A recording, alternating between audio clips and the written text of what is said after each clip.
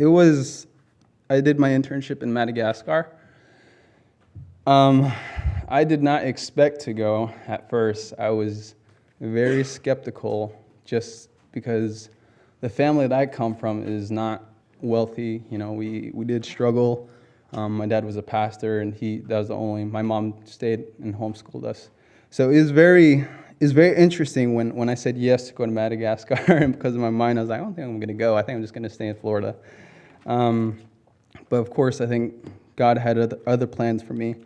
But it was interesting just to see how God really, I guess for me, he kind of spoke my language through money, because I'm not used to be given money a lot. Even when we were doing, Jeremiah and I, when we were doing ministry back home, a lot of them looked down on us and they just kind of put us to the side. So it was is something that kind of really caught my attention when I saw him, using supporters in that way. And I'm very thankful for each of my supporters that have supported me and have just been a blessing and encouraged me to when I was over there. But it was really an amazing experience. It was just so life-changing.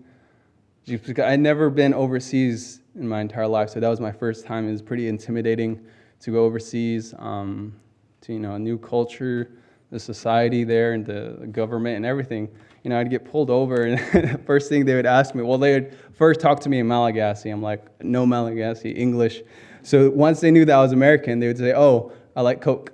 I'm like, okay. So they would expect me to buy, or they'd ask for money, but I wouldn't normally give them money. So it was very interesting just to see those things in Madagascar. And the way they drive, it spoke to me because they're very crazy, and I would go have fun with them. Leva always told me that, yeah, he's crazier than the Malagasy. So yeah, and I think Nomina could say the same thing, because whenever I drive, she'd always Tim, she'd always go. So I think that was pretty bad when the locals say. But it was good. I didn't get any accidents. Yeah, it was interesting. It was intimidating at first, just because so many traffic and everything. And once I got the hang of it, it was very fun. I enjoyed it.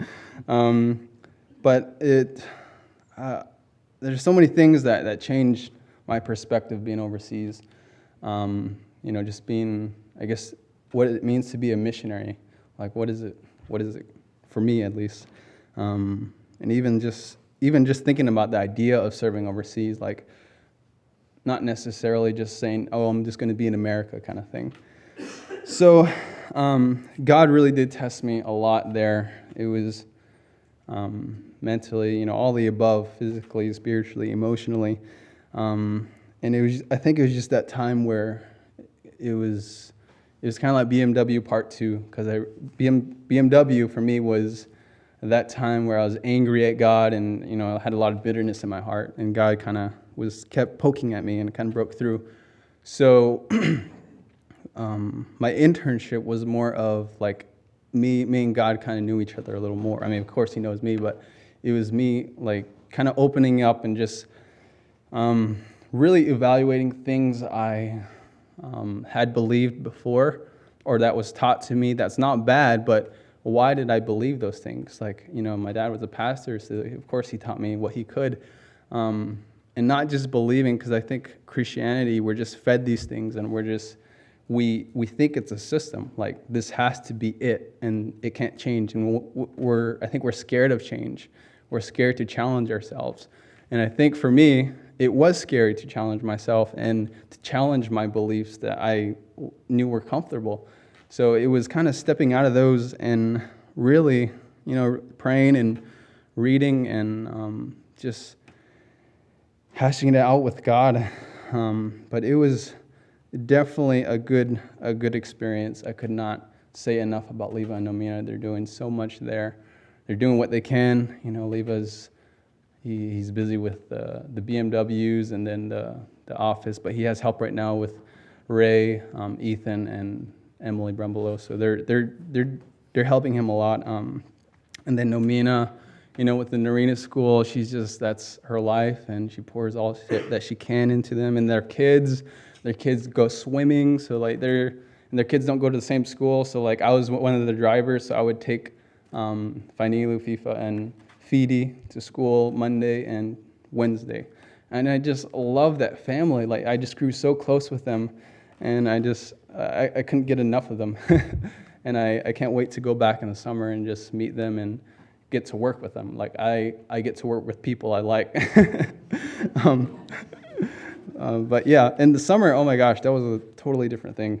That was it was stretching for me because I'm usually used to like leading with people like that I know. Like Jeremiah, we always lead a lot together. And then I know Mr. Steve, when we led together, I was familiar with him.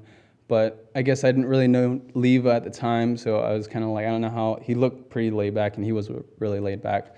And then Emily, I didn't know how we were going to collect, and the other girl I didn't know, Sarah. But when we got together, it was just, it worked, like between us. We each got along great. But the team, I had the hardest time because, Leva had team missions over there, busy with that stuff, so I was left with like the team and put in charge with them and working with them, and they were just very stubborn and just doing anything to get on my nerves, and it worked. I give it up for them.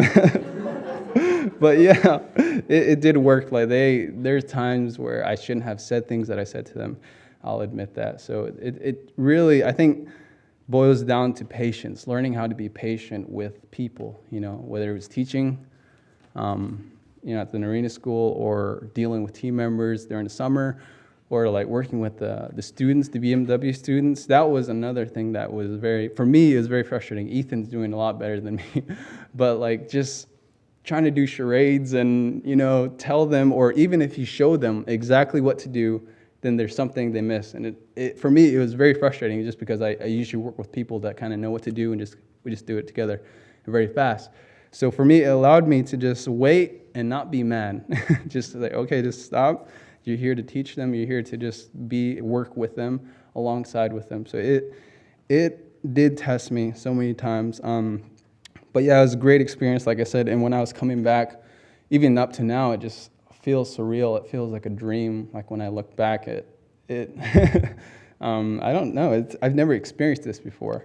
So it's all new to me. And then on the plane ride back, it was, I did get emotional because you look at a lot of these kids who have like tablets and everything and toys, and they take it for granted.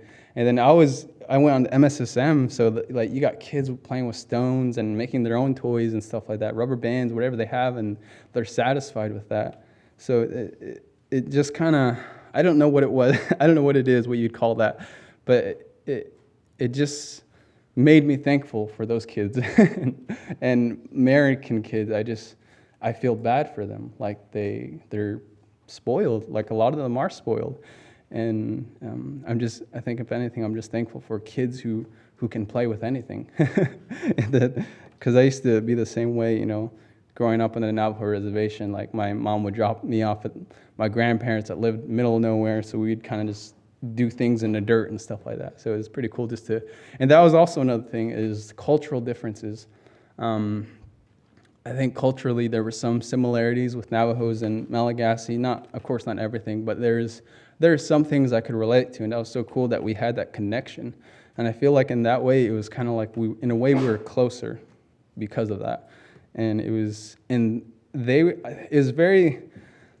went to this one MSSM that they opened up, the circuit, and we were talking with the family for a long time, and they were kind of mad at God because there's I think it was the army or whatever they came and chased them out of their house, and then they just had to move all their stuff, and they paid for that house, and then now they're just paying for that, and then for the house they're living in. So that for them it seemed unfair, and they think that God didn't care. And for me, I could definitely relate, because it's like I told them about my people. Like, a lot of the people don't know, but Native Americans, the reason why the reservations were made up is because they were made to put the Native Americans there to kill them. Like they thought they were going to die off. And I think with them, like when they heard that, like some stuff like that from it still happens in America, they were kind of like open of more to just I guess a little more interested in the MSSM, and it's very interesting. It's cool, and I liked it. I love the MSSM. That's probably my favorite part of Madagascar, and I have such a high respect for the circuit riders. And one thing I loved to do with them was meet for coffee every Sunday. I would meet with the circuit riders, and one student, it would rotate. So we would meet together, and then I'd ask them how they're doing, what are you struggling with? And I grew so close with them and knew what was happening in their life. And then the circuit riders, they'd be discouraged because they weren't out on the circuit. They're struggling with the bike. The bike always was having problems. So, and they had a desire and that determination to do it. And, it's not easy being a circuit rider. It's very tiring. There's things that happen unexpectedly. But even when those things happen, they're still smiling. They're like, yeah, we walked. Like, it was fine. Like, they just had that smile on me. I'd be mad and grumpy and where's my food kind of thing.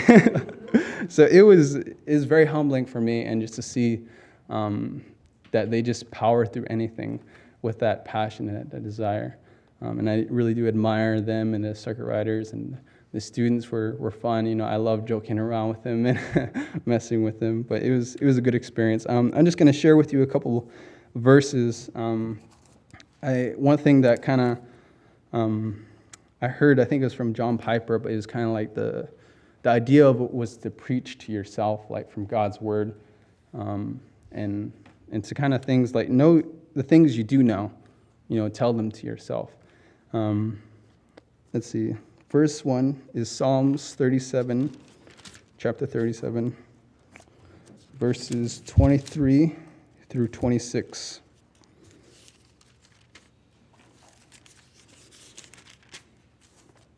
Then after that, we'll read verse 34. The steps of a man are established by the Lord. When he delights in his way, though he fall, he shall not be cast headlong, for the Lord upholds his hand. I have been young and now am old, yet I have not seen the righteous forsaken, or his children begging for bread. He is ever lending generously, and his children become a blessing. And then at verse 34, it says, wait for the Lord and keep his way, and he will exalt you to inherit the land you will look on when the wicked are cut off. And then we'll go to chapter 38, next chapter, verses 3 and 4. It says, there is no soundness in my flesh because of your indignation. There is no health in my bones because of my sin. For my iniquities have gone over my head like a heavy burden. They are too heavy for me. And then verses 9 and 10, same chapter of 38.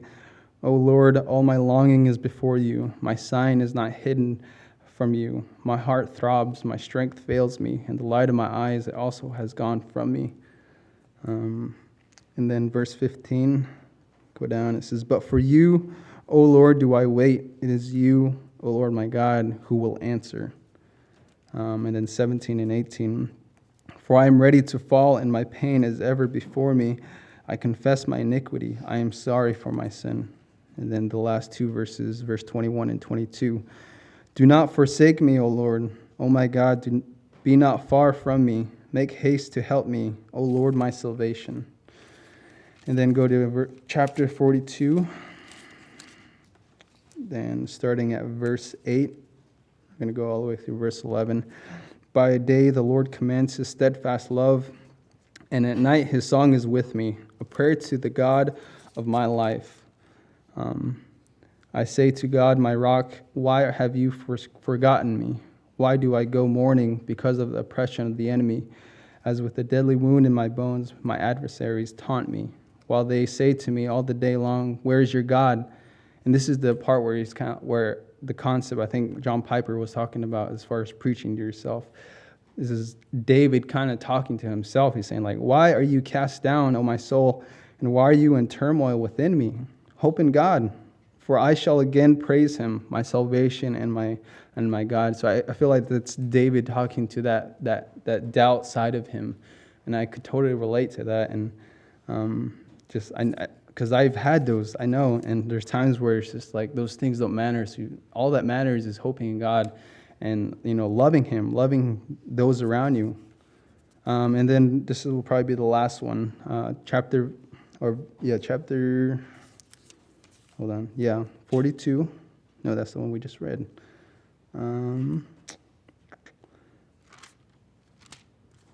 There's one with.